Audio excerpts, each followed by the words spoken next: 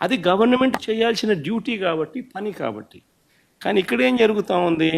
నేను చెప్పనివ్వను, నేను ఎవరి స్వరము విననివ్వను, నీకు 5 నిమిషాల కన్నా ఎక్కువ మైక్ ఇవ్వను అని నువ్వందకు నువ్వే డిక్టములు పాస్ చేస్తూ ఉంటే ఏ రకంగా అసెంబ్లీలో ప్రతిపక్షం అన్నది మాట్లాడగలుగుతుంది, స్వరం ఇవ్వగలుగుతుంది?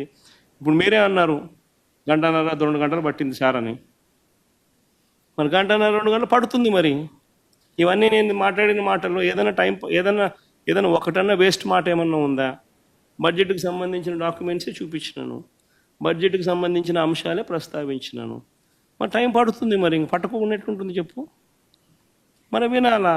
అవతలోనికి మైక్ ఇస్తేనే కదా నువ్వు అవతలోడు చెప్పగలుగుతాడు. సార్ మీకు ప్రతిపక్ష హోదా అంశానికి సంబంధించి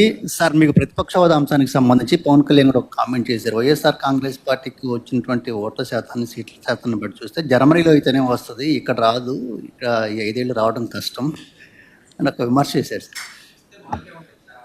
ఆ మనిషి కార్పొరేటర్కి ఎక్కువ, ఎమ్మెల్యేకి తక్కువ. జీవితకాలంలో ఇప్పుడు ఎమ్మెల్యే ఒకసారి అయినాడయ్యా. కనీసం ఇంకిత జ్ఞానం లేని వ్యక్తి జగన్మోహన్ రెడ్డి గారు.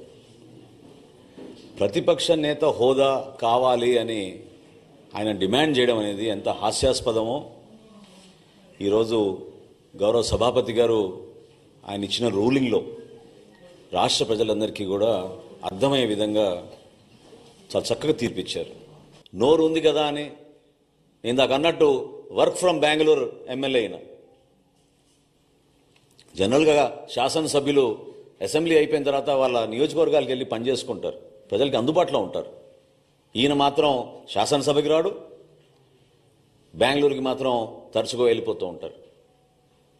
ఏ విధంగా మీరు ప్రజా సమస్యలపైన మీరు నిలబడతారు చెప్పండి? ప్రజలు మీకు ఒక శాసనసభ్యుడిగా మిమ్మల్ని ఎన్నుకున్నారు కదా, దాన్ని మీరు గౌరవించాలి కదా, నిలబడాలి కదా. ఇవన్నీ విస్మరించి కేవలం ఇట్లా ప్రెస్ మీట్లు పెట్టి మీ క్రిమినల్ మైండ్, అంటే నేను అనేది ఈ రోజున పవన్ కళ్యాణ్ గారిని ప్రత్యేకంగా టార్గెట్ చేయాల్సిన అవసరం దేనికోసం వచ్చిందంటే తన రాజకీయ ప్రస్థానంలో ఈ విధంగా ఆయన ముందుకెళ్తూ ఉంటాడు, ఒక క్రిమినల్ మైండ్. మేము కూడా అనొచ్చు కదా, నువ్వు కోడి కత్తికి ఎక్కువ గొడ్డలికి తక్కువ అని. ఏ విధంగా బాబాయ్ హత్య జరిగిందో అందరికీ తెలుసు కదా. ఇది పద్ధత? ప్రజాస్వామ్యంలో మీరందరూ కూడా ప్రత్యేకంగా ఒక పద్ధతి ప్రకారంగా మాట్లాడుకోవడం అలవాటు చేసుకోవాలి. గౌరవ ముఖ్యమంత్రి గారిని, ఆయనకున్న అనుభవం, ఆయనకున్న పరిచయాలు, ఈరోజు భారతదేశంలో ఆయన కష్టపడి జాతికి అంకితం చేసిన అమరావతిని, పోలవరంని, విశాఖపట్నం స్టీల్ ప్లాంట్ని పూర్తిగా మీరు విధ్వంసం పాలు చేస్తే ఏ విధంగా కేంద్రానికి వెళ్ళి అక్కడ ఉన్న భారతీయ జనతా పార్టీ నాయకుల్ని, నరేంద్ర మోడీ గారిని, ఇతర నాయకుల్ని, ఆయన పవన్ కళ్యాణ్ గారు కలిసి రాష్ట్రాన్ని నిధులు తీసుకొస్తున్నారు.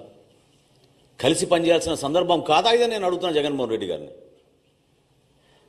మీలో ఏమైనా ఇంకిత జ్ఞానం ఉంటే రాష్ట్ర ప్రజల పక్షాన్ని నిలబడండి. అభివృద్ధి కార్యక్రమాల్లో మీరు పాలు పంచుకోండి. సంక్షేమ కార్యక్రమాలు ఎక్కడైనా పొరపాటు జరుగుతుంటే ప్రభుత్వం దృష్టికి తీసుకురండి. ఎన్నికలు ఇంకా చాలా దూరం ఉన్నాయి మనకి. ప్రజలు మన ఎన్నుకుంది 5 సంవత్సరాల పరిపాలన అందించమని.